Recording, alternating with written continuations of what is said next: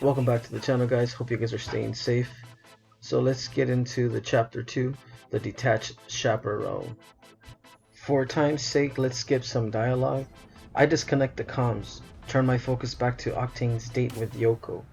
She's the chief or staff for Chaperone, who heads up Hammond's legal department. Basically, she's the woman who makes it easy for Hammond to get away with everything. If you guys didn't read the last one, I'll put the link on top for the previous video where we went through the first prologue. So Octane's on a date with Yoko. So you said you had a question about one of Cheryl's meetings last week. Cheryl Amasi, right? Yeah, she had some secret meeting with a new chick, Loba. I was supposed to ask you what that was all about. Oh, I see. So the only reason we're out right now is so you can find out details about my boss's meetings behind closed doors and totally put my job at risk. Why am I doing this again? So Octane bribes her with Bangalore's autograph. Here comes the juicy stuff. Well, you didn't hear this from me, but my boss wanted to talk to Lobo about what she was after in the warehouse under Skulltown. Something called a source code. Apparently this code was teleported out of the bunker by some kind of security system before Loba could grab it.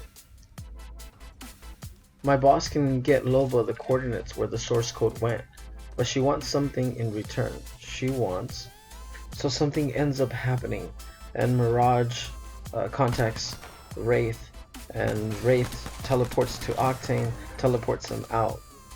But we're already moving through the void. I relay Mirage's message to him, 2 words that send a chill down our spines. Watson is down.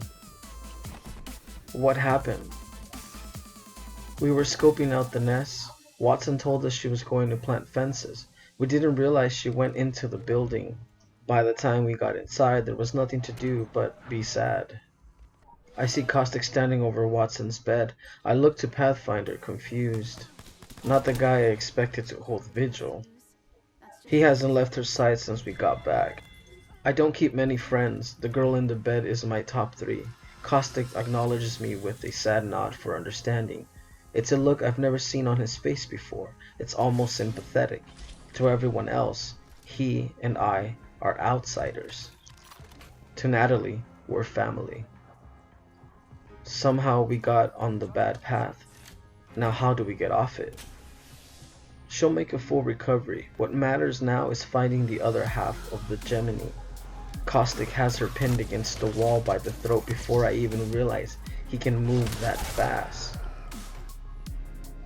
Should Miss Paquette's conditions worsen, you will live out your days so unrecognizable you'll beg me for death. She gasps when he drops her. Her hand presses her throat as he storms out of the room.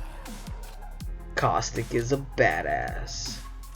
Is this all worth it, Loba? All these pieces, this artifact, is it worth all this suffering?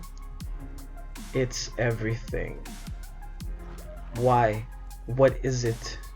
I already told you. All I know is that it's a piece of tech.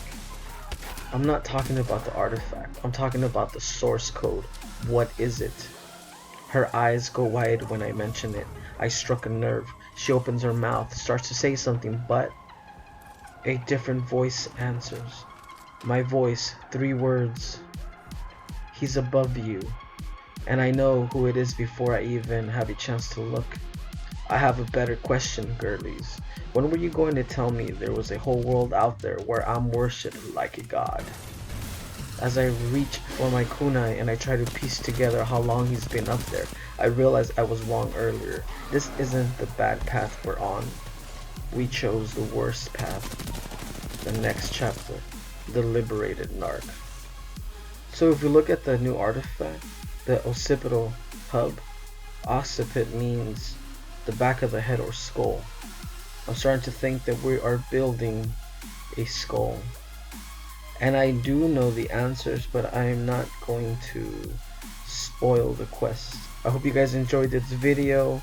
Remember to like and subscribe, comment, let's speculate a little, and I'll catch you on the next video. Peace.